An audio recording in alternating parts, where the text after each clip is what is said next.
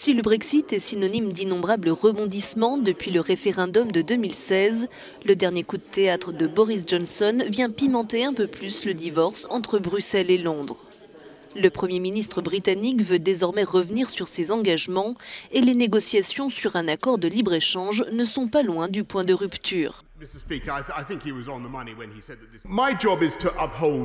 Mon travail consiste à défendre l'intégrité du Royaume-Uni, assure Boris Johnson, mais aussi à protéger le processus de paix en Irlande du Nord et l'accord du Vendredi Saint. Pour cela, nous avons besoin d'un filet de sécurité juridique pour protéger notre pays contre les interprétations extrêmes ou irrationnelles du protocole sur l'Irlande du Nord.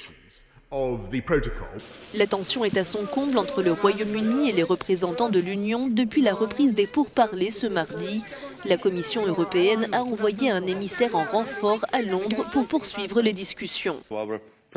Notre présidente a réagi à la situation d'aujourd'hui et elle a clairement fait savoir qu'elle était très préoccupée par les déclarations du gouvernement britannique qui a annoncé son intention d'enfreindre l'accord de retrait, car cela constituerait une violation du droit international et minerait la confiance. Le projet de loi du gouvernement britannique, qui aurait un impact sur la frontière irlandaise, est aussi perçu avec inquiétude de l'autre côté de l'Atlantique.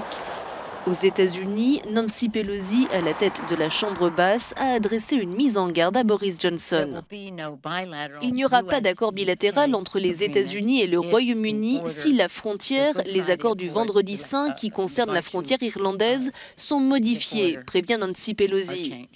Et au fond, comment peuvent-ils se soustraire à un accord international? Comment leur faire confiance? Le locataire du 10 Downing Street s'est attiré les foudres de l'opposition et doit aussi faire face à une fronde en interne. Des députés conservateurs menacent de claquer la porte et la Chambre des Lords pourrait rejeter le texte. Le Royaume-Uni et l'Union européenne sont censés regarder vers l'avenir en négociant un nouvel accord de libre-échange. Mais Boris Johnson a fait reculer les discussions à un stade antérieur, ravivant les plaies de la frontière irlandaise.